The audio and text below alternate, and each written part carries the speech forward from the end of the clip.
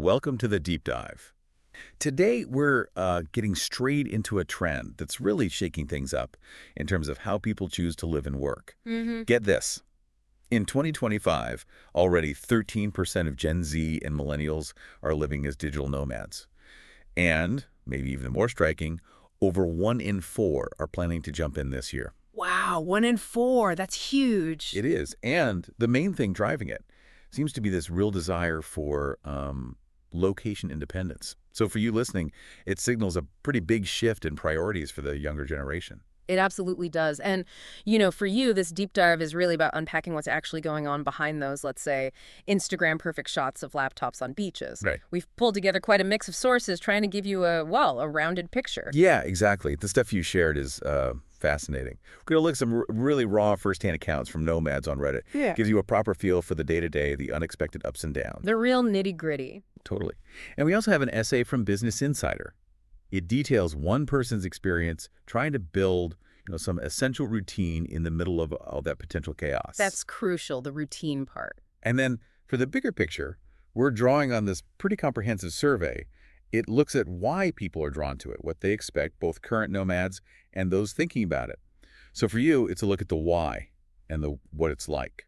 So the bottom line is whether you're maybe considering this lifestyle yourself or you're just curious about the trend or maybe, you want to understand someone in your life who's doing this. Yeah.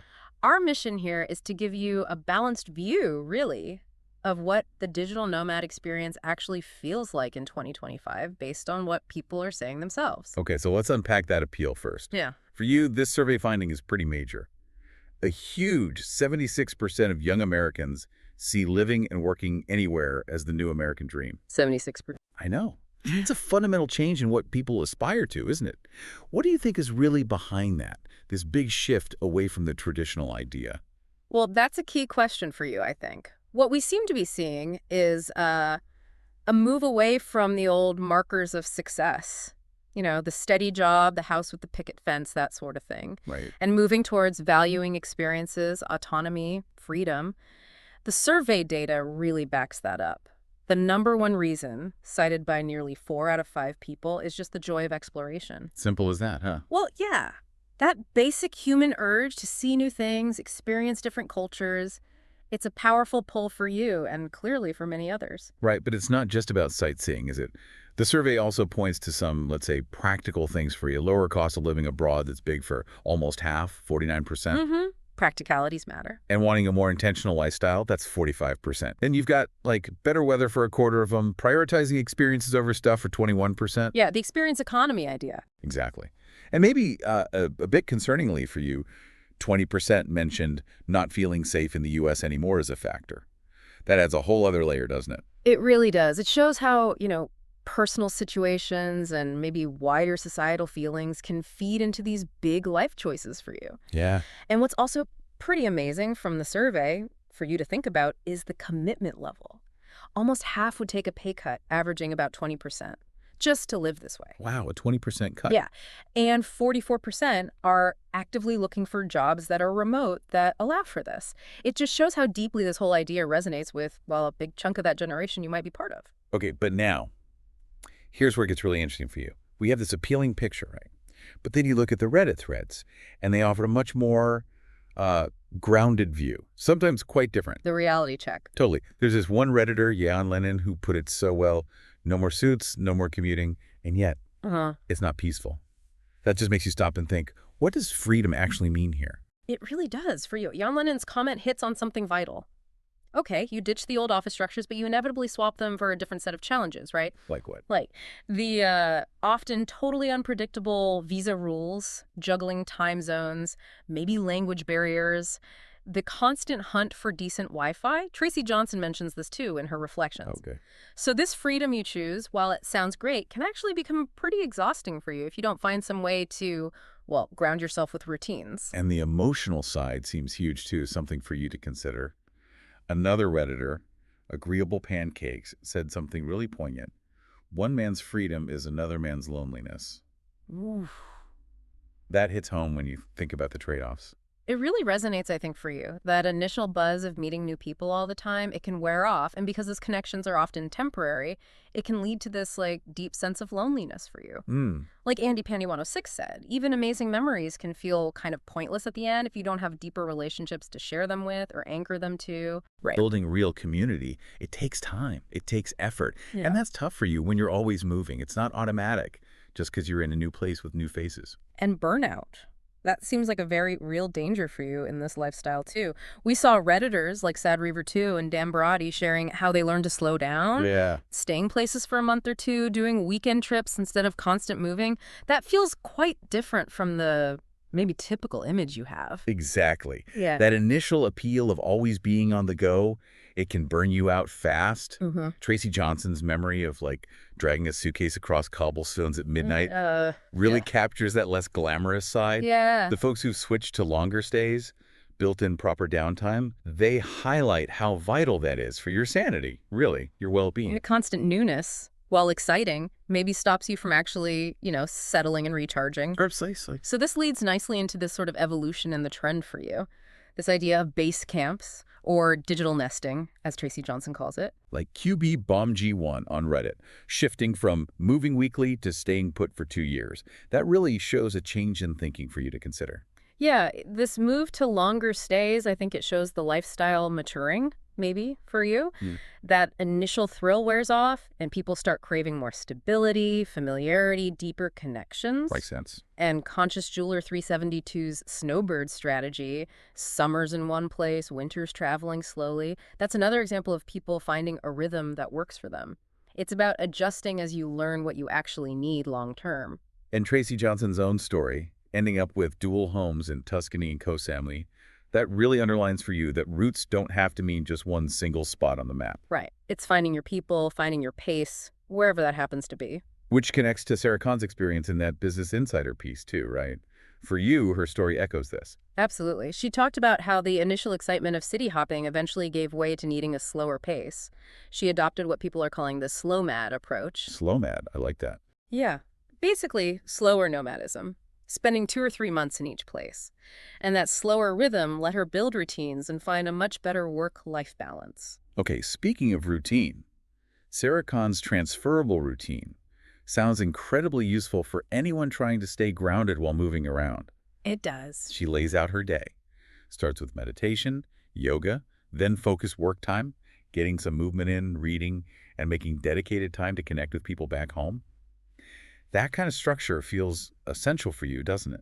Oh, absolutely crucial for you. Like Sarah Khan says, it helps fight off decision fatigue, always having to figure out basic stuff in a new place. Yeah, that must be draining. Exactly. A routine gives you consistency, which is gold when your environment keeps changing. It supports your work and your well-being. And Reddit echoes this too, Pretty Theft mentioned, needing to be intentional to get beyond just the surface level of a country you're in. Right, not just being a tourist everywhere. Yeah. And I like Hindra's take on it too, seeing nomadism as a personal experiment, like collecting data on yourself and the world. That's a cool perspective. And they stressed the active effort needed to build community, going to local events, finding people with shared hobbies, really seeking out connection, not just hoping it happens. Exactly. It's not enough for you to just be somewhere new. You have to actively engage, right? Yeah. Hindra's approach really highlights that making real connections means being a bit vulnerable, being genuinely curious about the local culture, joining local groups, starting conversations. It's about intentionally weaving yourself in, even if it's just for a while. Okay, let's shift to the practical side for 2025.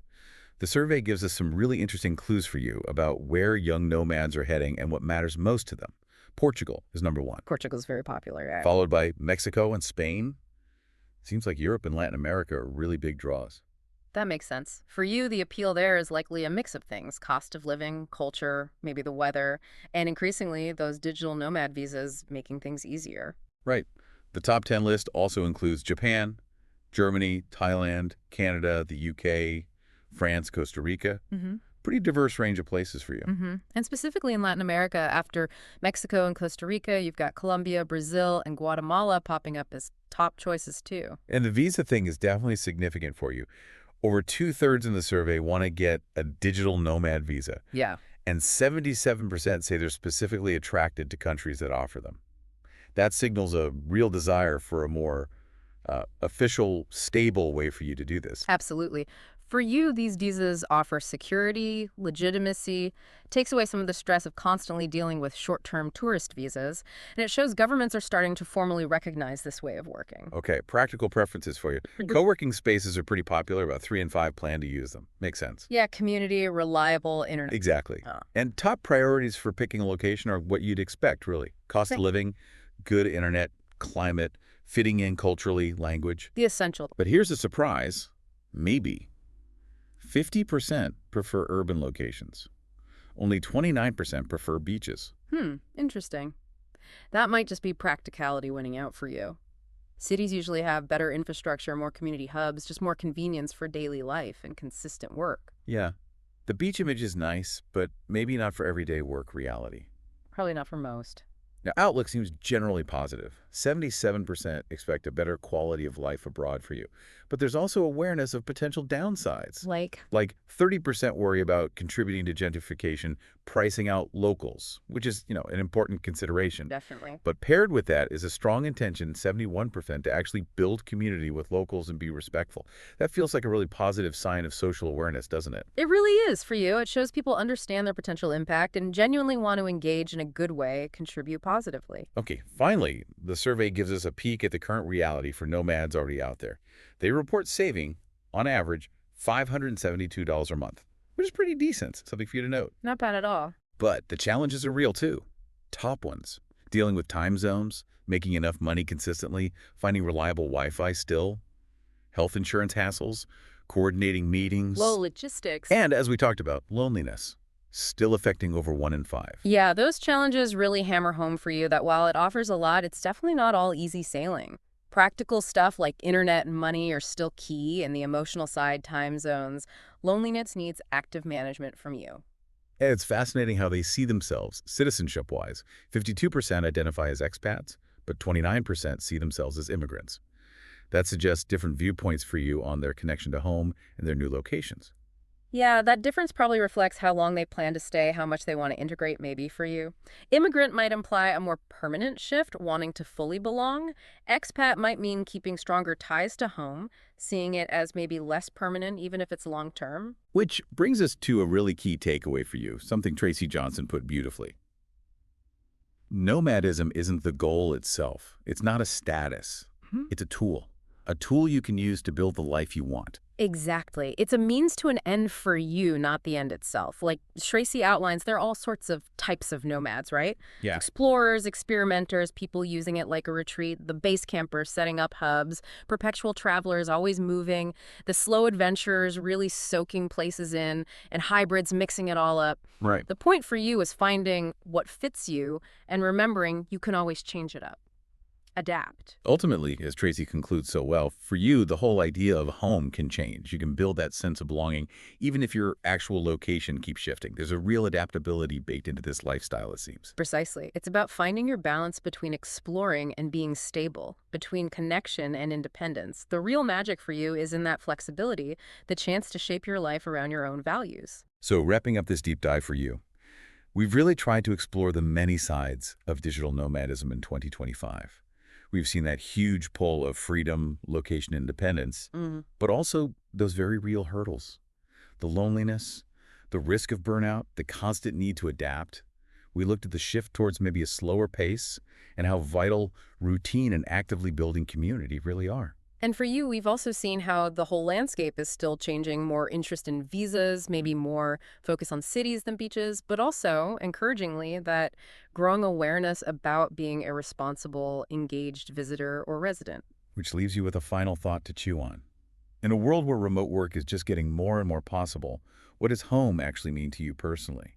And how might you strike your own balance between that urge to explore and the need for stability, whether you go full nomad or not? Yeah, it really makes you think about those core human needs, doesn't it? Connection, purpose, feeling like you belong somewhere, especially in a world that feels increasingly mobile.